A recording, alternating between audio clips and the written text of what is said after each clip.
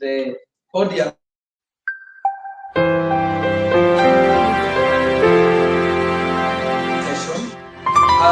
Because I know her very well, give her a grab. She'll feel better, and she's going to do a better job in the panel.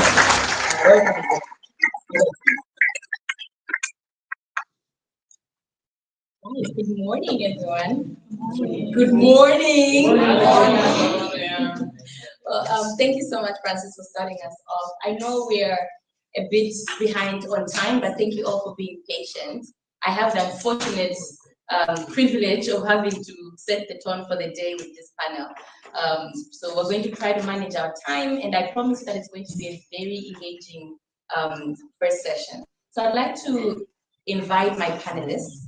I have first Dr. Kanyisile Litchfield Chabalala, who is the chair of the African Parliamentary Network on Illicit Financial Flows and Taxation. Please welcome. A round of applause. I'm going to invite Mabel Akwiya, who is with the Africa Center for Energy Policy. And Joyce Machiri, who is the deputy chairperson of the Army, but she also works with Zella. I don't know if Dr. Mithika is here yet, Dr. Mithika Mwendo, who is the executive director for Factor. Right, I think we're just going to take over as women. It's a women-powered session.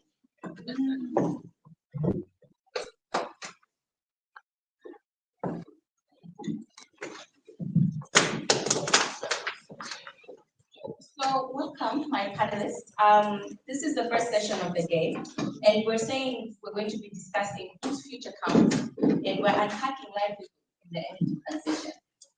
Now, the last few Indabas, we have been talking about the energy transition, and clearly we are looking at the different facets of it. It's a very broad discussion. And in this one, I think yesterday we saw a discussion that said we want to understand the who in the transition.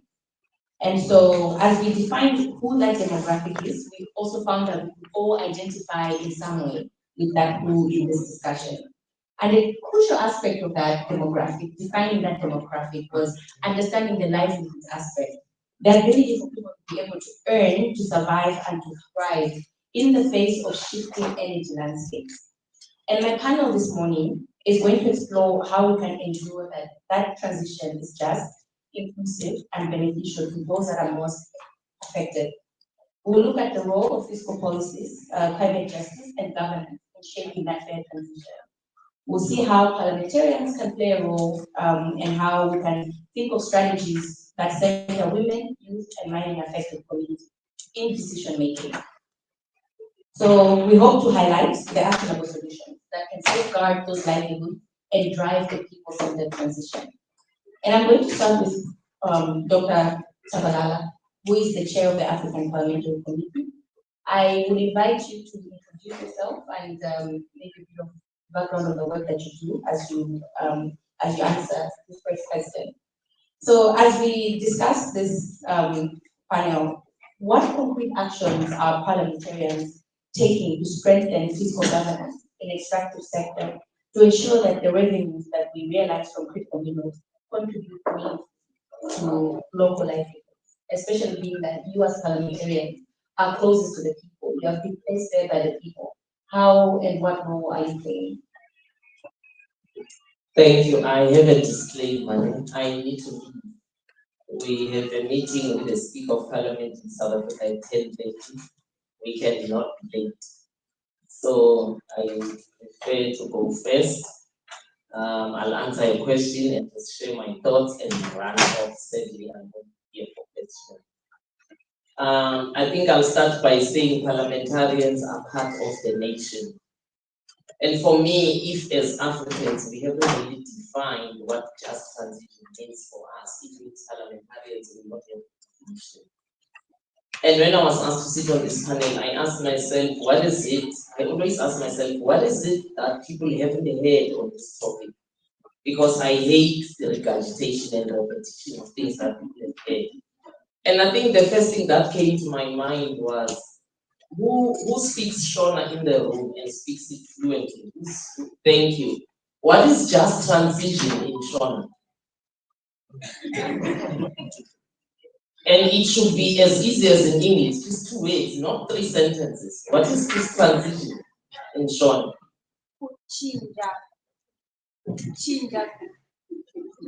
Thank you, ma'am. See, you got stuck. What is just transition in Sotho? Who speaks Sotho? Tswana, Upedi, any of those languages? What is just transition? Thank you. I'm glad you're shaking your head. See, my dilemma as a social science student is that any concept is located within a language. A language is located within a culture. If we don't know in our languages what is just transition, how do we know as Africans what is just transition? For us, because we keep saying for us, it means even the term just transition was not coined in Africa.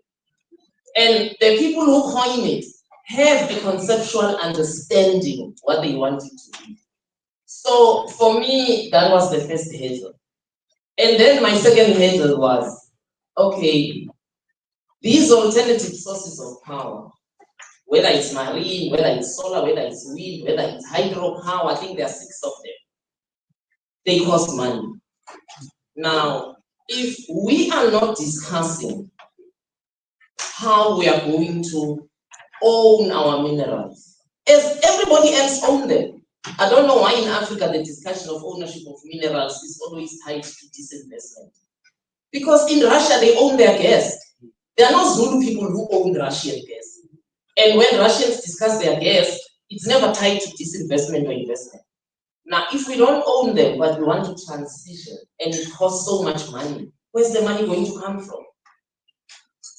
I'm excited for people who don't know that this year for the AU is the year of reparations. But we are not linking the discussion between just transition and reparation. Where's the money going to come from if we are not linking this to reparations? If we are not linking it to higher taxation, taxing the wealthy, if that's not the discussion, then it means this just transition for us is always going to be somebody else's agenda. And like everything else, we are going to come back-footed, and we're always trying to disamend what was already put in place for us. And because I need to run, I'll just share this very quickly. You know, again, when you say taxing the wealthy so that we get money in Africa that we desperately need for all of these expensive things, including just transition, people say, oh, you can't tax the wealthy because then people don't work hard, because then they say, why should I work hard just to be taxed? I was asked to talk about taxing the wealthy, I think the year before last, and I thought, again, because I always try and say, what have people not heard? And I thought, how am I going to do this to counter that argument? I just went on Google and I said 100 top companies that make money through slavery. And I was just taking a chance. And guess what? Google gave me over 200. And then I thought, okay, which one am I picking? So I did this and I did this and I settled on a pen. And I got Lloyds of London. I said, okay, not really directly relevant. And I got Chase Morgan America. I said, okay, not. And I did this. And who did I get? Heineken. I mean, the most drank beer in Africa. Why aren't they paying for just transition? They made money out of slavery. Suriname and Guyana. That it was Haystack breweries that Heineken bought and renamed it Heineken.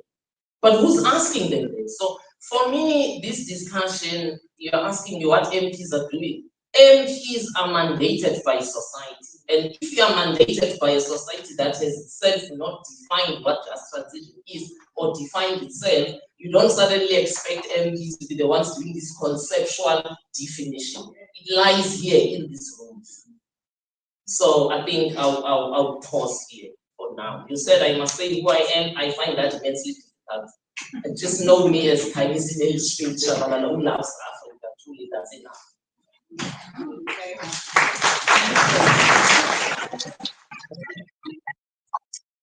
We will have to release you. I don't know if there's one burning question or comments towards our submission that we can take. Chair, forgive me. Yeah. There's a lady in the back, just one comment, and then she can respond.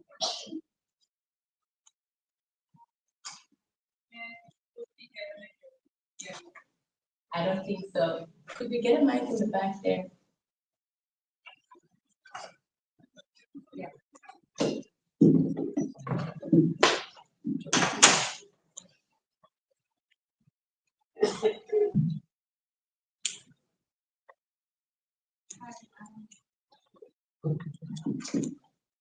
My name is Alicia Sina. I'm a student at UCT's University, and I'm studying mining and activism. My question is, and I fully agree that as the people of the country, we have to find what the transition means for us. But what I'm not seeing is the mechanisms to enable us to come to consensus. Like we have the army, and this is like an African footprint, but within different countries, we're not establishing the forum. So yes, we have to lead and give mandate to our MPs and our politicians and our governing bodies, but we're not creating the spaces for that to happen in a meaningful way that is beyond these almost niche collections of humans who are very passionate about this, but beyond that in the general public, how do we create those forums so that we can define this meaning? I only have space for one question. With permission, can I take one more?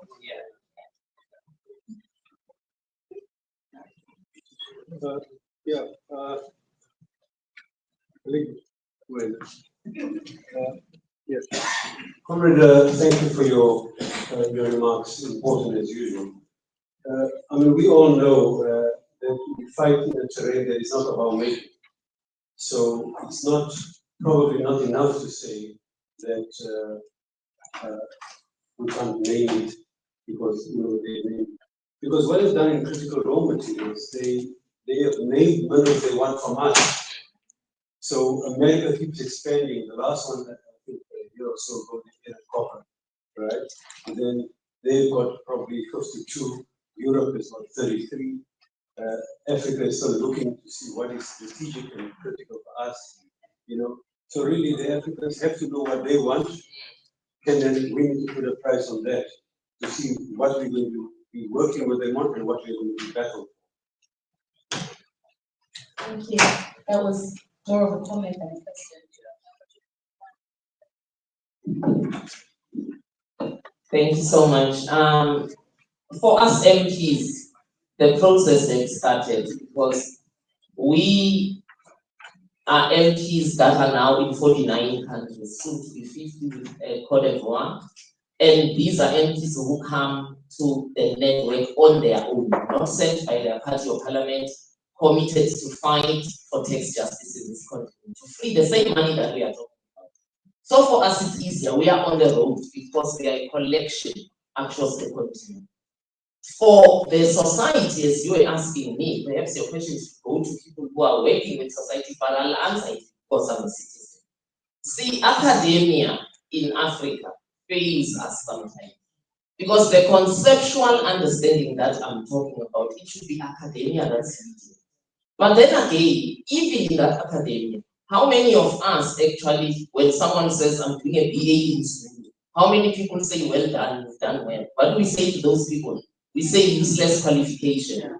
So if we don't encourage our languages to get on the map, so we can decipher these things ourselves, then we're doing a disservice. But for those who are English speaking amongst academia, you should already have started, because academia is what leads society in conceptual understanding and definition. But if academia is there to sing the praises of government, then we're getting, if academia exists to attract funding, because this funding thing is a real issue. CSO thinks they're the only ones. Even universities are doing the same, by the way. They shut up because they don't want to be put in the list that is defunded because they are too radical. So I would say you are actually nicely placed at UCT, you guys, to start leading the discussion. Nobody should mandate a citizen on anything that benefits society. You can start it because it is in your spirit, and UCT is well known for research. So start that societal unpacking of what this is.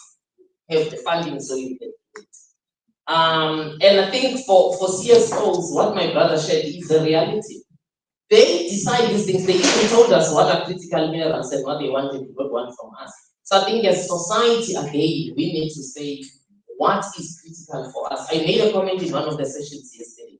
Why, as people, are we allowing the continuation of the mining of gold? Gold is a luxury mineral, by the way. About 15% of gold is used in industrial purposes, and I'm told even that 15% can be replaced by other metals. But you have been convinced that no gold, no marriage, isn't it? People think the best gold I wear is the best marriage I had. So you are also part of facilitating it. I always say it's funny how as people we ask questions that sometimes the change should start with us. Is it worth the piece of gold on your finger? That the gold that underpays the miners, the degradation. Someone said we have how many gaping holes in South Africa? Over 2,000, something like that. Exactly. Who benefited?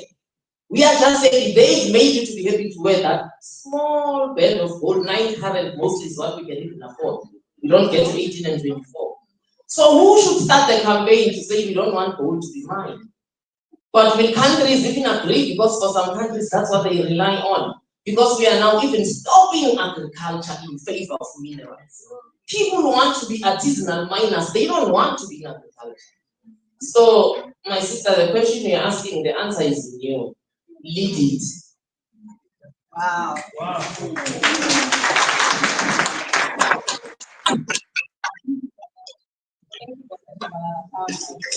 Yes, thank you so much. A round of applause.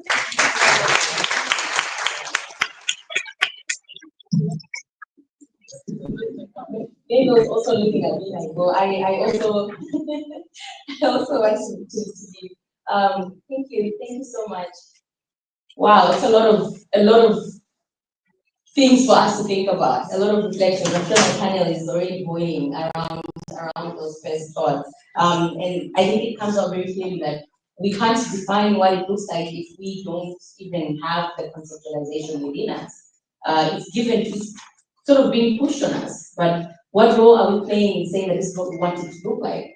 I'd like to invite Mabel. Mabel's work has been around youth and women. Africa Center for Energy Policy, you've been working a lot with women and youth, and can you share with us, I think just building on what the MP had spoken about regarding the role of us individuals, as she said, it starts with us, that's from within.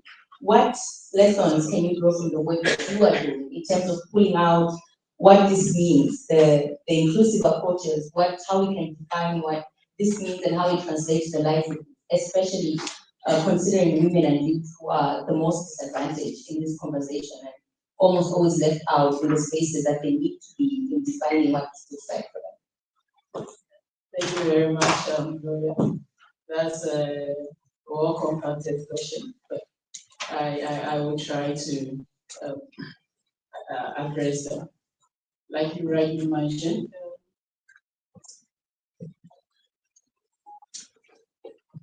my name is Mabel Akwe from the Africa Center for Energy Policy. So I think we all understand the energy transition needs to be just. But from our perspective, for a just energy transition should be one that is transformative, and it should be one that addresses both energy and economic poverty.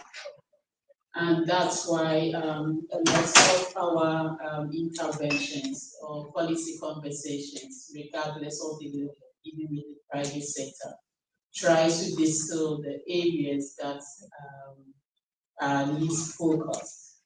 How, in the bigger picture, how do we bring marginalized groups? You mentioned youth and women. We also work to try to bring in even persons with disabilities. How do they benefit from it? How do people in our communities, women in mining community, how are they integrated even in the mining supply chain to ensure that minerals development is equitably shared? All right. So it's good that the energy transition is focusing on building the low carbon economy, but there is the need to expand the conversation beyond emissions reduction. Because the green economy or the transition economy, as has been known, is a pathway to economic prosperity, and others in the global north are taking advantage of it. We've gone beyond the debate of whether or not we are transitional, is a conspiracy theory or whatnot. The point is that people are taking advantage to ensure and build their economy. As African people, how do we leverage the opportunities that the transition gives to us? Because believe it or not, because of the transition, there are economic risks. There are economic losses. There are resource-rich countries, particularly those in the fossil states, are going to lose significant amount of revenue, and livelihoods are going to be lost. How do we position ourselves to rather look at the brighter side? That is the economic opportunities that this energy transition offers us, so that we create the enabling environment for our local businesses. We create that policy support for women-led businesses. We create that policy support for young green entrepreneurs to also identify and unlock these opportunities to thrive in their various endeavors.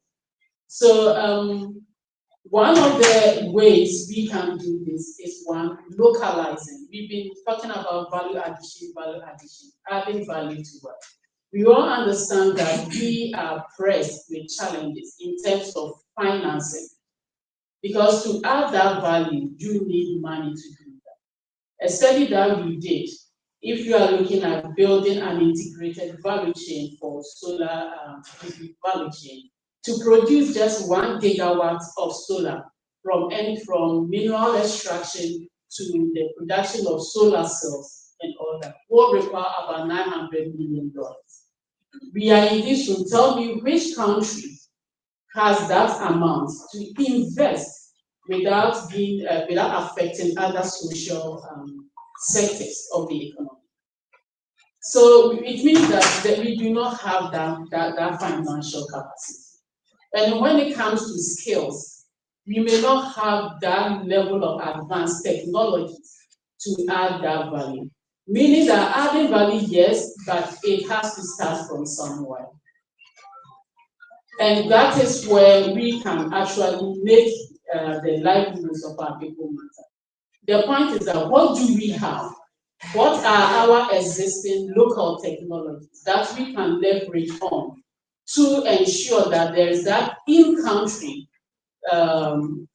in-country value building and in-country technology production that can serve the needs of our people? I'm talking about contextualizing the energy transition here. Because if we are looking at this, so I already mentioned the cost. So it's difficult. Of course, there are ways around it through regional integration and collaboration across the country. But the low-hanging ones that we can easily do in country and retain the value, because our ability to retain the value is where our people can stand to benefit by drawing the various economic linkages.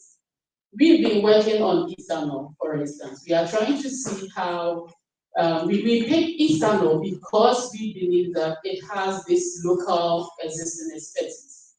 So we can actually produce the ethanol cook stoves here in Africa, because we already have local artisans, local fabricators who can do that. We may not be able to produce a green turbine, but we can produce an ethanol cook stove. So why do we don't come up with policies that will support local artisans in the production or fabrication of an ethanol-based cook stove that our own people can use? In my country, and I'm sure the story is not different from other African economies, when you look at our carbon or greenhouse gas emissions, majority come from forestry and the wood growth and all those things. not industrialization. Meaning that if we even want to accelerate our progress toward net zero, we should be trying to address the issues of clean cooking, right? Because once we are able to address that, we are about 50% through our low carbon journey, our net zero journey. So whilst meeting global imperatives, we are creating jobs here because we do not have to import the technology for clean cooking from outside. Then let the value be maintained outside. If we have our local artisans producing these technologies, the money stay here. We don't have to battle with forex. If again we are training our local industry, we are supporting our local businesses in the production of the ethanol fuel. Currently, the ethanol fuel we have in our system, a lot of the majority are imported from Brazil. Kenya is lucky, they are doing well, but significant amount of them are from Brazil, meaning that we are creating jobs in Brazil, right? The job creation is retained in Brazil, is retained in the US. Meanwhile, we have local industries that are trying their best, but the issue of financing is impeding them. Taxation is impeding their business. And we have some of them closing down and also joining the import business. How do governments support them? We are collaborating with some technical universities to assess feedstock cultivation. How do we produce an efficient ethanol that is able to burn as effective as charcoal or wood fuel to migrate our local economy from depending on dirty biomass to clean cooking? Because when we are talking about trends, a lot of the conversation is on fossil fuels. But our rural communities, they are not using LPG. They are not using how do you call it, all the things that the government is talking about. They are good, but affordability issue impede them. So if we maintain the conversation at that level, we will migrate and realize that a lot of our rural folks have been left behind. And if we want to do a radical shift, that everybody must move to say LPG or electricity, which they cannot afford, we should bear in mind that the charcoal and the wood fuel value chain is dominated by women. So that comes back to the livelihood issue. For them, wood fuel and charcoal is not just an energy access issue, it's a livelihood matter. So saying the person should migrate is migrating and eat what? Which money do I use to buy the food to cook on your LPG stove or your electric cook stove? So there should be a replacement. And we believe that the ethanol that was using the ethanol approach or any other localized approach is offer alternative in terms of it will help people to ensure a just energy transition to clean cooking, leaving no one behind, our rural folks behind. And at the same time, find a way to integrate these women and youth who dominate the charcoal and wood fuel value chain into the ethanol value chain. How do we do this? For instance, unlike electricity or LPG, is capital intensive. It is setting up an LPG gas station. Local individual, even those in the urban, you cannot afford that. It's pure capital intensive. But with the ethanol value chain, we can have a way of simplifying the supply systems such that our charcoal sellers with their little capital can be suppliers of the ethanol. This will address the issue of availability. In my country, the government is struggling with the penetration of LPG because aside the affordability issue, there is also the issue of availability. The private sector government wants to work with to ensure the penetration of LPG does not find setting up in rural communities profitable. Because how much would they demand? And the rural folk too, even the cost of transportation to move from one point to the other point to access it is also another inhibiting challenge.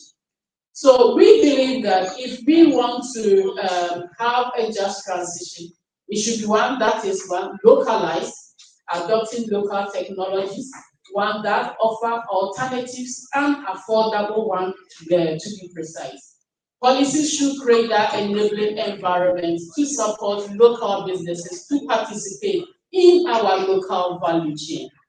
We should undertake specific technical capacity training to support our women and young green entrepreneurs with the requisite skills to be able to participate in the local value chain without relying on importation of technologies or of the input that is required. We believe this can be done. The skills exist, it just needs to be polished. It just needs to be standardized by bringing in certification authorities so that everything will be scientific, everything will be standard, everything will have that policy backing to have that buy-in and meet the needs of our people. Thank you very much, Mary. I'm hearing a lot on. So I'm hearing a lot from you on the need for us to look within to see what we have available and maximize that. I think the discussion around the transition to some extent for Africa has been the question of the fact that we don't have access. How are we transitioning if we're coming from a place where you don't have access to begin with? So is it really a transition, or are we finally now moving into the space? So I want to come back to you on that. Maybe you can think about this. I know you're also running programs training the youth, and I think that that's an essential aspect of getting the youth to understand or even define what it looks like for Africa as the energy transition happens. How does it look like for us, considering where we're coming from? Is it a leapfrog? Is it about coming up with innovations? And if that is the case, if we're building these skills, if we're building these new pathways for us, how do we mobilize the resources for that right now? And consider the global dynamics right now, what's happening. There's a lot of things happening, and we're talking about how much would be needed for us to even think about investing in some of this technology. How do we work towards that? And I'll give you some time to think about that. I'll move on to Joyce for now. So Joyce, I mean, obviously, you know, there's also going to be a lot of involvement of mining communities as we look at the transition of minerals. Please tell us a little bit about Zimbabwe and the role that Zimbabwe is playing in terms of the transition, and also how you think that mining affected communities can be more meaningfully engaged as we look into supporting the transition, whether it's in terms of national, but also at regional and global level. What is happening in Zimbabwe? How are you working with communities to get them more involved to make sure that their livelihoods are protected?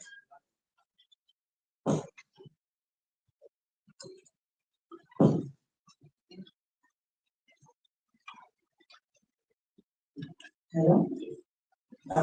Thank you, Gloria, and hello everyone. My name is Joyce Machiri. I'm with the Zimbabwe Environmental Law Association, which is an organization that mainly advocates and promotes good governance and management of natural resources. And today we are here talking about the mining sector, which is one of the main programs that also the Zimbabwe Environmental Law Association works on. And in doing this, I think you asked the issue to do with the critical minerals in Zimbabwe and what is happening. I think Zimbabwe has a number of some of these critical minerals that are being talked about, and mainly in question is the lithium that we have in the country that has actually been not discovered, but it's long been mined, and now a number of investors are coming through. Over the years, we've been having the minerals mining for a number of years, and now we have new companies coming on board. We heard yesterday about the PLCs that was talked about, and a number of them coming in, mainly also in Chinese investments. So as an organization, we are mainly working to actually help the communities, which has been the work that we've been doing before with the other minerals, which I would also want to say, I think the challenges and the problems that we are talking about are not new. they're still the same from the other minerals that have been, that are still being mined, that have been mined before, the likes of the gold, diamond, platinum, and the others. So what we realize is that the challenges are not new, the tactics are not new, they are just the same. It's just that we have this new wave that is coming with, which is just talking about the just energy transition. And I think I'll just talk about a personal story of myself with regards to issues of communities. I think I'm focusing more on communities. I grew up with my granny, and 82 years, she never knew about mining. She just had been having some sounds coming in from the granite mining, just in Mutoko where there's granite mining. And I would ask her, what are these sounds? And she would just say, I don't know, these are just quarry people. I don't know what they're doing. And I would try to get more information from her, but she could not give me because she didn't understand mining at 82 years of age. And here we are now. Myself, I only got to know more about mining when I started working for Zeta 12 years ago. And which is also a challenge that I would see, and which we are also trying to address as Zela and other civil society organizations to really help the communities understand about mining before we even talk about the issues to do with critical minerals, with just energy transition. So for me, it's first more on giving knowledge to the communities to understand what really is mining before we even talk about the critical minerals. And I think one thing that will help the communities really understand what mining is, because for them now, they know mining is the one that has caused the roads to have the degradation of the roads. They just know it is mining that has caused me to lose my livelihoods in terms of the cows, where they are just, drowning in the deep pits that are being opened by the mining companies. It is the mining that has displaced me from the lands that I've been mining on. So I think for us to really change the narrative and help the communities, it starts with the government and the policymakers, where they really need to embed the issues to do with the deals that are coming in. What do they entail? And for me, I think it would be better to just tell them, you want to get the lithium maybe in Zimbabwe. So lithium is being mined, let's say in Mutoko. For you to get this lithium, our contract would say, first transform. Let's transition the community in Mutoko. Let's see you improving the infrastructure. Let's see you bringing in the clean energy that you're talking about before you take it outside. And then the contract will say, after we meet all this, then we will have to see the lithium going outside Zimbabwe. So for me, that's how we can actually help the communities to understand what mining is, so that at least they'll be able to point out to say, you see this solar farm that we are using in this community, it was actually brought through the lithium that is being extracted.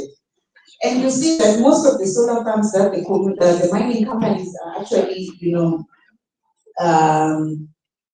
constructing within the mining communities are just to benefit their own mining operations and not translating to the community. So let's have these solar farms for the community, not for the company. So I think the issue to do with communities meaningfully participating actually stems from the issue to do with the laws and regulations that are being put by the government. So we need to reform these laws so that they work for us. I think in our case for Zimbabwe, we are using a very old archaic law, the Mines and Minerals Act, that has been used way before we gained independence. And you'll find that it was mainly favoring the people who were mainly extracting and also who had colonized Zimbabwe. But now we have the change in leadership, but the policy has not yet changed. So it's still the same. It's just the hands that has changed, but the policy is still the same. So let the policies actually be able to promote issues to do with how communities can actually clearly benefit, including issues of free, prior, informed consent and the like within the policies. And I think one thing that we've been working also as an organization, and what I would recommend for communities to actually really participate within the discourse that we're talking about, is the issue to do with transparent and inclusive consultation processes. you see that consultation processes are said to be done, and we have a number of cases where this has actually been happening in Zimbabwe, where actually one person is consulted, the companies come through and consult maybe chief or one person within the community, and they say they have done consultations, but these are not really transparent and inclusive. So why don't we put in place measures where actually everyone in the community really understand? And I think she has been talking about translating some of these documents that come through the community. Some of them they do not even understand what is being entailed. Even if they are to say the contract just to go out, they don't understand what is in that contract. So why don't we have them put in local languages? We have the environmental impact assessments. It's just a very huge document, which even myself, I can't even really articulate. So why can't we have this simplified and put in local languages so that the communities will be able to understand? I'll also give an example at some point. Environmental impact assessments report by a company, certain company in Zimbabwe. And this was put in a national newspaper, which is not accessible to the communities. They don't have any access to any paper, and consultations are being said, we are consulting a community on environmental impact assessments. And this is like 400 kilometers away from the community. And actually, if we hadn't really seen that article as we were sitting in Harare, the community was not even aware. So we just had to quickly take it down to the community and help them understand the process and how they can actually be able to participate. So what I'm saying is, let's have these also announcements or whatever processes that are being done, they should be accessible to the community. They should be there within the community halls. Communication should actually be able to translate through to every community who is living in the community so that they will be able to participate in the process. I think the other thing I would talk about is actually to have strengthened the oversight of communities living within the community groups, the community mining communities. So you find that most of the communities, like I mentioned earlier on, they do not know and understand what is happening in mining. So once we give them information to understand about the aspects of mining, we also strengthen their capacity to be able to monitor some of the activities that are happening.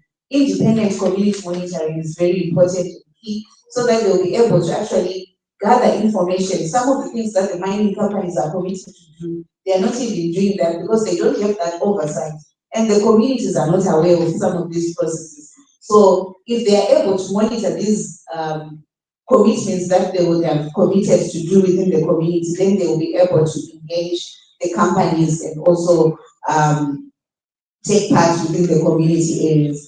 So that's what I would also recommend. And I think the other meaningful community participation would actually be the issue to do with engaging the communities and also having them as any advisory boards that are actually happening. We are talking about the environmental social governance aspects. And this is mainly being talked about at the level of the companies. But can't we have a seat for the communities to be able to also monitor and also sit within those bodies so that they can actually be able to have that oversight and understand what is happening? I think lastly, as I am contributing to this, there's also, I think, some of the initiatives that are coming through in Zimbabwe. We have what we call the responsible mining audit, but this is being ministered by the government. And for us, when I'm talking about having communities actually sitting in some of these initiatives being put by government, it would also be good for actually having communities to sit and also take part within those responsible mining audits to say, okay, we are auditing a company in our community. This is what is happening, and also they provide their views not only to be a government responsibility, so that we are also having these companies to account, and also it's being done in a transparent way. Thank you. Thank you very much, Joyce. The example of the impact assessments just reminded me of an experience that we had in Malawi as well. So a lot of companies, because they take advantage of the fact that communities do not have the knowledge, they would use some of the actions that are required from them by law in the environmental social management plans and pass them off as corporate social responsibility. So now the communities have to be thankful to these companies instead of them considering the fact that this is something that is required from them to mitigate the impact. that the activities would have on those communities. And I think just reflecting on that, it's really important for us to ensure that communities do understand the processes in the mining life cycle. They should know what stages are required to hold companies accountable, where they can intervene and bring in their own demands, and then how they can follow up on those things. And maybe that's where everybody in this room will be able to play a very critical role in facilitating those platforms, those opportunities for engagement, but also that information. But thank you so much for sharing those experiences from Zimbabwe. I'm aware that we're running out of time, and I know you're still sleeping on that question that I asked earlier, but what I'd like to do is maybe invite questions. I would love to hear comments, but right now, can we get questions first so that we can utilize this very competent panel that we have to respond to those? I'm trying to take one from each section. So I acknowledge the one hand there, and I acknowledge the other hand here. I don't see a hand that side, so I also acknowledge your hand, ma'am. If you're asking the question, please just go straight. I thank you, panel, for being amazing. I've already thanked them. But please, if you can direct it to a particular panelist, if you can. If not, then just mention that it's open-ended. All right, I'm Francis from Oxford. I have a question for Linda. Two questions actually. The first one really is just to say that the whole conversation around the energy transition, there's often the tendency to have it in a more narrow perspective, such that we only focus on critical minerals. So I'm really excited that you brought up the other aspect of it, because it's quite a wider issue to discuss. Now, I just wanted to hear a comment around the conflict between the feedstock that is coming, for instance, from the agricultural sector, as opposed to the food security priorities that we have, such that you have many people saying, look, if we have to really develop and strengthen an ethanol industry, oftentimes there is the risk that you are putting our food security at risk, right? Because, for instance, we're using feedstock, say, from maize or whatever, when you have a lot of people who are struggling. So I just wanted to hear your comments on that, on how we're able to really balance, some of these nuances that are important to take care of. Because remember, we're also a hungry continent. So we need to be able to see how to balance that. So just to hear your comment on that. The second thing is the point that was raised about the policy enabling space. I think it's a really crucial one.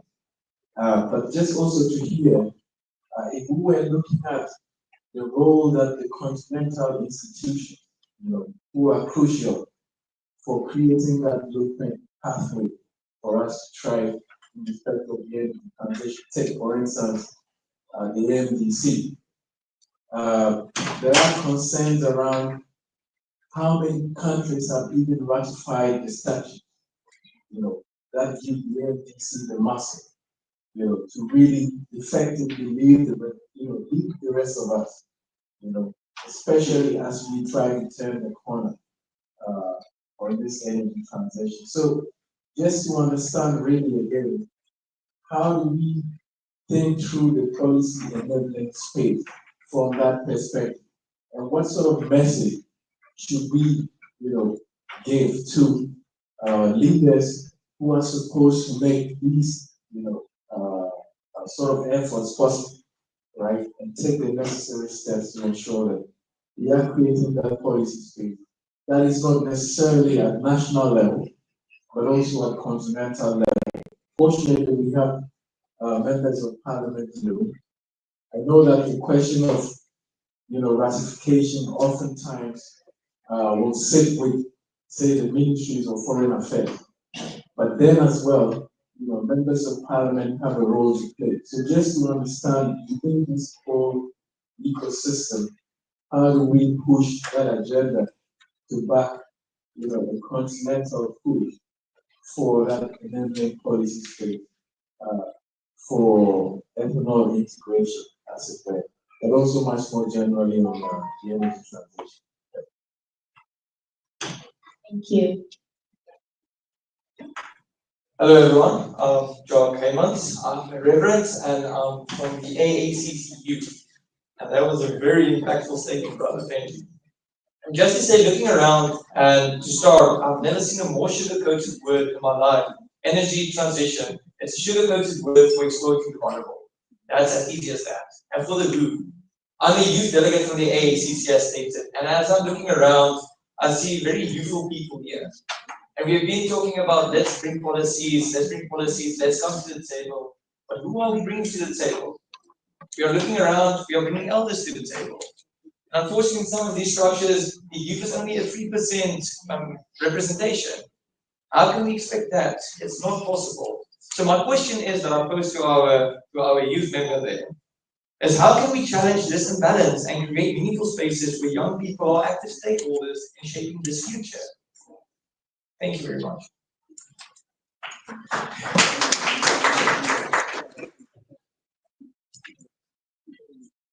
Awesome. Okay, all right, so there was one more question on that end.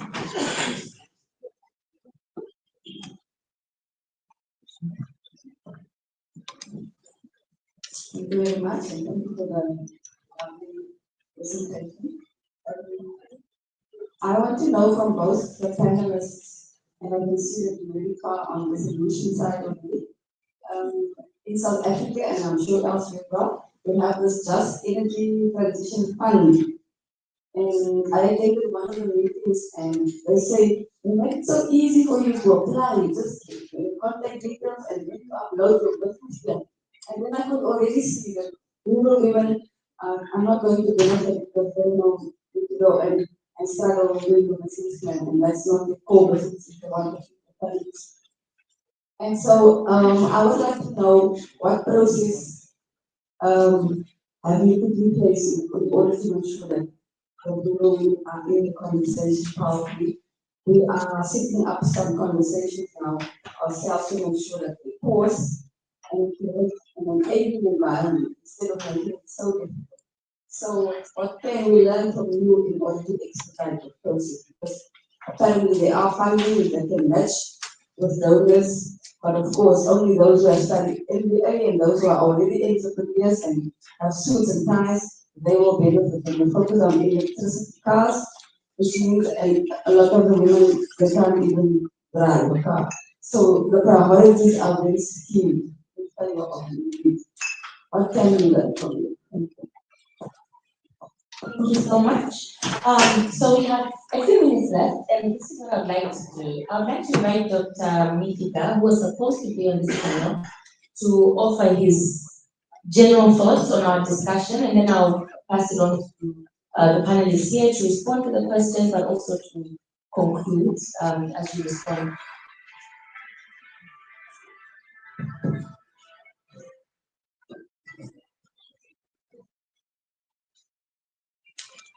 Is Dr. Mithika here? Yeah. Sorry, Margarita. Sorry, I came late and I was not able to join the panel. No one guided the introduction. The subject matter